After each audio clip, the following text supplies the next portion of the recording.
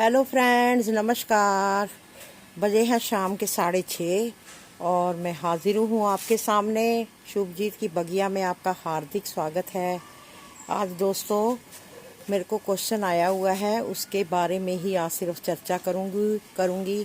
ये new video जो है स्पेशल फर्टिलाइज़र के ऊपर है कि क्वेश्चन आया है कि सरसों खली होती क्या है।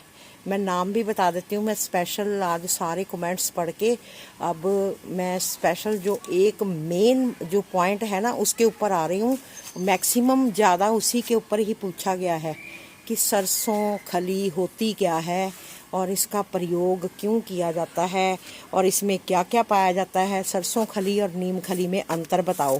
तो आज तो मैं दोस्तों सिर्फ आपको सरसों खली का ही बताऊंगी कि सरसों खली जो है इसका प्रयोग जो है हमारे खेती बाड़ी के अंदर क्यों इसका प्रयोग किसान लोग भी करते हैं, और जिन्होंने छत पर गार्डनिंग कर रखी है, किचन गार्डन तैयार किया हुआ है, सब्जियां लगाई हुई हैं, फ्रूट्स लगाए हुए हैं, तो उसका जो है सरसों खली का इसके बीच में बहुत बड़ा योगदान है। इसके बारे में मैं आज आपको बताने जा रही हूँ।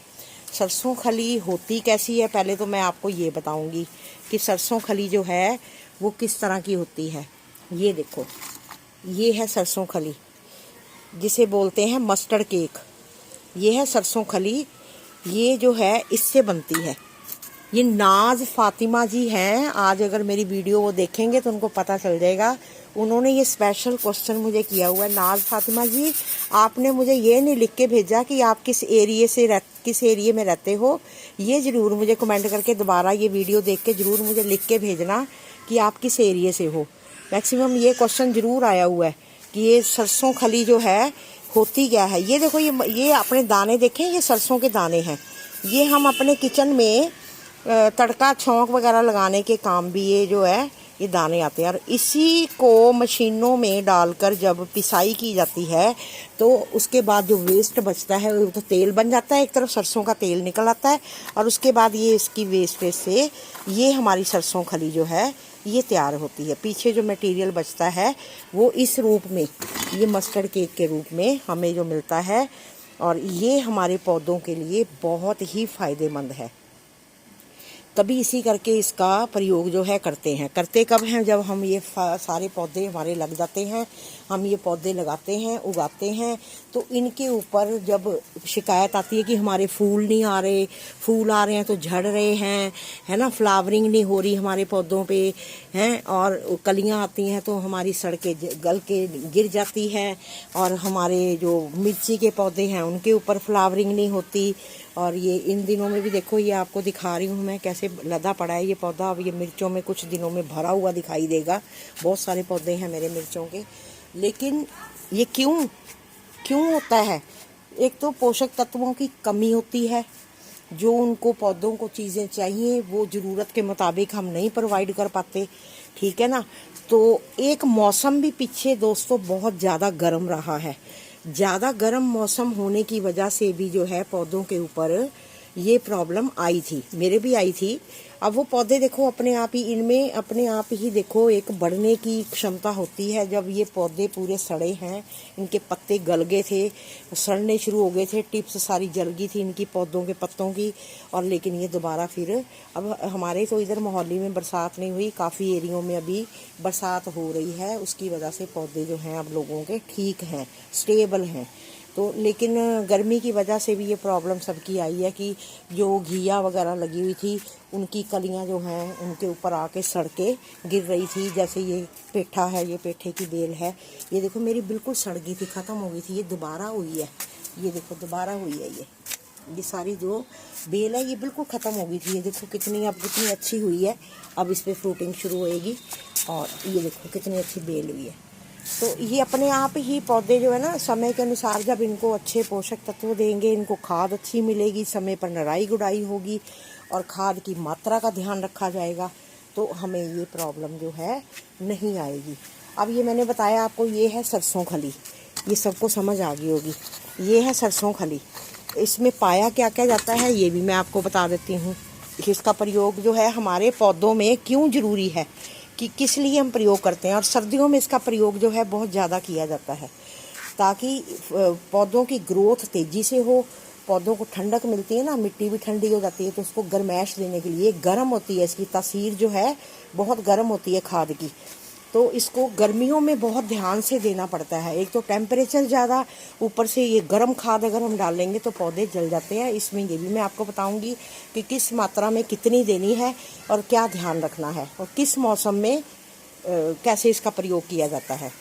ये इसमें सबसे ज़्यादा नाइट्रोजन क्या है, नाइट्रोजन मिलेगी पौधों को। जैसे बरसात में, तो बरसात में नेचुरल इनको नाइट्रोजन मिल जाती है, और पौधे देखा कैसे हरे भरे लहलहाते और खूब फलते फूलते हैं बड़ी तेज़ी से, है ना। फ्लावरिंग भी खूब होती है उनकी, और उन पे जो फ्रूटिंग है, जो जिन्होंने फल फूल लगा रखे हैं, तो उनके फ्रूट भी जो है बहुत अच्छे लगते हैं। और इनको अगर हम ये सरसों खली दी है, देखो मैंने इस पौधे में भी सरसों खली दी है, और आपके सामने ये देखो फ्रूटिंग है, देखो कैसे फलों से लगा हुआ है पौधा। ये इसको भी मैंने जो है सरसों खली का ही दिया था पानी। तो फिर वही बात आ गई ना कि सरसों खली देनी कैसे। और इसमें पाया क्या जाता है नाइट्रोजन, जो कि इसकी वृद्धि करता है, पौधों की खूब वृद्धि होती है, फलते फूलते हैं और बढ़ोतरी होती है इनकी। दूसरा इसमें फास्फोरस पाई जाती है। फास्फोरस किसके लिए होती है, जो हमारे जो फल फूल हैं वो फूल जो हैं वो हमारे फलों में कन्वर्ट हों जल्दी से जल्दी, ठीक है ना। और एक होती है पोटाशियम, इसमें पाई जाती है। पोटाशियम जो है वो भी जो है अपने पौधों के ऊपर सब्जियां लाने में सहायक होती है, फ्रूटिंग करने में सहायक होती है। पोटाश डालेंगे तो, जब पोटाश डाली कब जाती है, स्पेशल खाली जब पोटाश डाली जाती है जब फल आते हैं, ये फूल आते हैं। जब ऐसे फूल होते हैं ना पौधों के ऊपर, जब ऐसे फूल लगे हुए होते हैं, तो तब पोटाश की जरूरत होती है, क्योंकि ये फिर फलों में कन्वर्ट होते हैं, तो इनमें जान आ जाती है। और वो फल जो है झड़ते नहीं हैं, वो फल कभी भी नहीं झड़ेंगे, वो आपके फूल जो हैं बहुत अच्छे तरीके से फलों में कन्वर्ट हो जाएंगे। और सबसे मेन काम है, जैविक कार्बन इसके अंदर पाया जाता है खली के अंदर। 8 से 10% तक इसमें, जब वो तेल निकालते हैं, 8 से 10% तेल जो है इसके अंदर उसका अंश जो है रह जाता है। और वो क्या है, प्राकृतिक रूप से वो कीटनाशक का काम भी करता है। वो जो उसके जब तेल निकालते हैं ना, इस सरसों का तेल निकाला जाता है जब, तो बाद में ये सरसों खली के रूप में हमें ये मिलती है, खल बन जाती है। और उसके अंदर भी तेल की मात्रा जो है 8 से 10% रह जाती है, और वो प्राकृतिक रूप से क्या है, कीटनाशक का काम करती है। इससे पौधों में कीड़े मकोड़े, है ना, और किसी तरह का फंगस नहीं लगता। ये खाद एक ऐसी है, अगर डालोगे फंगस नहीं आती पौधों में। और खादों का आप प्रयोग करोगे ना, जैसे गोबर की खाद है, हम कहते हैं सड़ी हुई पुरानी खाद डालो जी, गोबर की खाद डालो, तो लेकिन उसके लिए भी हमें नीम खली का प्रयोग करना पड़ता है, ठीक है ना। वो अगर हम नीम खली डालते हैं तो तभी पौधे जो हैं ठीक रहते हैं। आगे जैसे अब बरसात का मौसम अब शुरू हो रहा है, तो बरसात के मौसम में हमें पौधों को बचाना पड़ता है, क्योंकि जड़ों में पानी ज़्यादा समय तक अगर रुक रहा है तो उसमें हम नीम खली डालते हैं, तभी गुदाई करके। और आगे अब बरसात आ रही है दोस्तों, तो ध्यान रखो, आप इस खाद का बड़े आराम से प्रयोग कर सकते हो, क्योंकि टेम्परेचर अब जो है आपका डाउन हो जाएगा। जो 47-48 तक टेम्परेचर जाता रहा है वो अब डाउन आ जाएगा, तो आपकी सब्जियां जो है छत पर बहुत अच्छे तरीके से लगेंगी, बेलें भी आपकी अच्छी इसी तरह लहलहाती हुई होएंगी, और फ्रूटिंग भी अच्छी होगी। और इसमें और क्या क्या पाया जाता है, इसमें विटामिन भी पाए जाते हैं, ए भी पाया जाता है, ई भी पाया जाता है। इसके साथ साथ एंटीऑक्सीडेंट भी पाए जाते हैं, और फैटी एसिड होता है इसमें भरपूर मात्रा में। फैटी एसिड का मतलब ये होता है कि इसके अंदर इतनी ताकत होती है, इतनी क्षमता होती है कि आपके जो पौधे हैं वो फ्रूटिंग के ऊपर कभी भी कमज़ोर नहीं होएंगे, और वो जो फल फूल आपके जो हैं वो कभी भी नहीं झड़ेंगे। फ्लावरिंग हो रही होगी तो वो आपके फलों में कन्वर्ट होंगे ही होंगे। मतलब ही नहीं आपके जो पौधे हैं उनकी कलियां झड़ जाएं, या उनके फल छोटे छोटे लग के सड़ के झड़ जाए, ऐसा कभी हो ही नहीं सकता। ये देखो मैं आपको साथ साथ कैमरे में दिखा रही हूँ, ये सारे मेरे देखो ये फ्रूटिंग के पौधे हैं, ये नींबू के पौधे हैं, देखो कैसे फलों से फूलों से लदे पड़े हैं, है ना। और जब ये इनके ऊपर सारे अच्छे से फल आएंगे मैं वो भी आपको दिखाऊंगी। तो ये इस चीज़ का आपने खेती में अपने जो गार्डन जिन्होंने बनाया हुआ है वो आप इसका प्रयोग जो है बड़े बेझिझक ढंग से बड़े आराम से कर सकते हो, और आप अच्छी मात्रा में फल और फूल पा सकते हो। अब मात्रा का मैं बताऊं, मात्रा का ध्यान रखना बहुत ज़रूरी है, क्योंकि गर्म खाद है तो गर्मियों में हमने इसको, मैंने क्वांटिटी बता रही हूँ, बड़े ध्यान से सुन लो कि गर्मियों में इन दिनों में अगर हमने खाद डालनी है, एक तो अंतर कितने दिन का होना चाहिए, कम से कम 20 दिन का। 20 दिन के अंतराल में आपने क्या करना है, 10 से 15 ग्राम आपने ये सरसों खली लेनी है। 10 से 15 ग्राम कितनी होती है, ये देख लो, ये आपकी देखो, ये 10 से 15 ग्राम है, ये इतनी लेनी है आपने, ये देख रहे हो ध्यान से, ये इतनी आपने ली। और ये कम से कम 10 लीटर पानी में, आपको डाइल्यूट करने की जरूरत नहीं पड़ेगी, बिल्कुल सही मात्रा बता रही हूँ, ये आपने इतनी लेनी है। ठीक है, कई बार ना कंफ्यूज हो जाते हैं, हम 10 लीटर में डालेंगे, 5 लीटर में डालेंगे, 2 लीटर में डालें, ये मैं एग्जैक्ट बता रही हूँ। ये 10 से 15 जो है ग्राम आपकी ये सरसों खली है, इसको आपने कम से कम 10 लीटर की बकेट के अंदर डाल देना है। जैसे रात को भिगो दी, अगले दिन फिर शाम को आप अपनी छत पे आओ, इसको अच्छी तरह हिला लो। हिलाने के बाद उसको आपने क्या करना है, गमलों के मुताबिक, जैसे आपके ये गमले हैं, पौधे लगे हुए हैं, हर गमले में एक एक मग्गा जो है पानी डाल दो। किसका, सरसों खली का। ये पानी डालोगे, उसके बाद अपने पौधों में फिर पानी ऊपर से दे दो, थोड़ा थोड़ा पानी फिर पौधों में दे दो। और फिर देखो आप, मैं मतलब ही नहीं, आपका द्वारा क्वेश्चन ही नहीं आएगा कि हाँ जी हमारे पौधों के ऊपर जो फ्लावरिंग हुई है वो झड़ गई है, तो हमारे जो फ्रूट हैं वो गिर रहे हैं, हमारे फ्रूट जल रहे हैं, है ना, कलियाँ जल के गिर रही हैं, हमारे घिए जो है वो नहीं लग रहे हैं। ऐसी शिकायत जो है ना आपकी कभी आएगी नहीं, मैं गारंटी से कहती हूँ। आप इसका प्रयोग इस तरीके से ही करें और पौधे आपके खूब लहलहाएंगे। अच्छा, सर्दियों का भी सुन लो अभी साथ के साथ ही। ये सर्दियों में क्या करना है, सर्दियों में इतनी ही ये खाद हम लेंगे, तो इसी तरह ही वो हम 10 दिन के 12 दिन के अंतराल में डाल सकते हैं। गर्मियों में महीने में एक बार, यानी कि 20 दिन का अंतराल हुआ तो अपने आप महीने में एक बार हो गया। 20 दिन में अब डाली तो 20 दिन अगले हो गए। तो सर्दियों में क्या है, सर्दियों में आप हर 12-13 दिन के अंदर आप जो है पौधों में ये वाली खाद इसी मात्रा में जो मैंने अभी बताई है, ऐसी ही मात्रा में तैयार करके आप अपने पौधों में डालें। घिया, कद्दू, जुकनी, ये भिंडियाँ, जैसे कोई भी पौधे हैं आपके, ये चाहे बैंगन के पौधे हैं ना, चाहे आपके ये भिंडियों के पौधे हैं, कुछ भी है, ठीक है, कोई भी पौधे आपने अगर लगा रखे हैं, चाहे मिर्ची के पौधे हैं, किसी में भी आप डालो।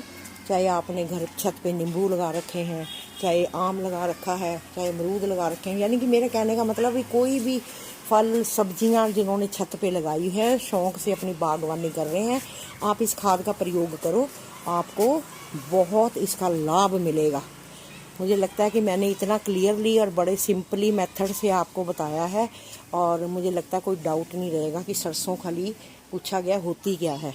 ये सरसों खली मैंने बता दी है आपको कि ये मस्टर्ड, ये सीड्स हैं, इससे क्या है तेल निकलता है, जो सरसों का तेल हम खाते हैं, और सरसों के तेल जो निकलता है एक तरफ हो जाता है, उसकी वेस्टेज से ये उसके बाद ये खल जो है, खल के रूप में हमें ये मिलती है, जो हम अपनी खेती में इसका प्रयोग करते हैं। मुझे लगता है कि मेरे बताए हुए जो है बातें आपको क्लियर हो गई होंगी, अब शायद कोई डाउट नहीं रहा होगा। तो ये आपके सामने मैं अपना सारा गार्डन दिखा रही हूँ, ये देखो, आपको पूरा राउंड लगा के दिखाती हूँ। आप देख रहे हैं ये शिमला मिर्चें हैं, सब लग रहा है इस टाइम पे, पालक तक लगी हुई है मेरी छत पे, आपको मैं दिखा देती हूँ। मेरी छत पे पालक तक भी है। लोग कहते पालक नहीं इन दिनों में होती, लेकिन मैं देखो 3-4 बार हार्वेस्ट कर चुकी हूँ। और पालक देखो ये आपके सामने है, ये मेरी छत पे पालक भी है, ये देखो। कोई है कहीं खराबी नहीं, यही डाल रही हूँ मैं बस इन दिनों में, क्योंकि लिक्विड रूप में जो है ना, गर्मी है, लिक्विड रूप में पौधे जो हैं जल्दी अब्जॉर्ब करते हैं। बस हाँ, जो मैंने मात्रा बताई है उसका ध्यान रखना है, मात्रा कम ज़्यादा नहीं होनी चाहिए। अधिक डालोगे तो पौधे आपके जल जाएंगे, गर्मी वैसे है, और अधिक मात्रा डालोगे तो पौधे जल जाएंगे। जो मात्रा बताई है उसी हिसाब से तैयार करके अपने पौधों में डालो, उसके बाद ऊपर से पानी भी ज़रूर दो, ठीक है। और मेरी वीडियो आपको आज कैसी लगी, अच्छी लगी तो शेयर ज़रूर करना, ठीक है। और जो इस समय मेरे चैनल पर नए हैं, मेरे मित्र भाई बंधु, और मेरे चैनल को सब्सक्राइब ज़रूर करें, और कमेंट बॉक्स में ज़रूर बताना कि मैंने इतनी बारीकी से एक एक चीज़ बार बार बोल के समझाई है, क्या वो आपको समझ आ गई, ठीक है। और फिर वीडियो में मैं नए टॉपिक के साथ मिलूँगी। नमस्कार, धन्यवाद, खुश रहो, खुशियाँ बांटो।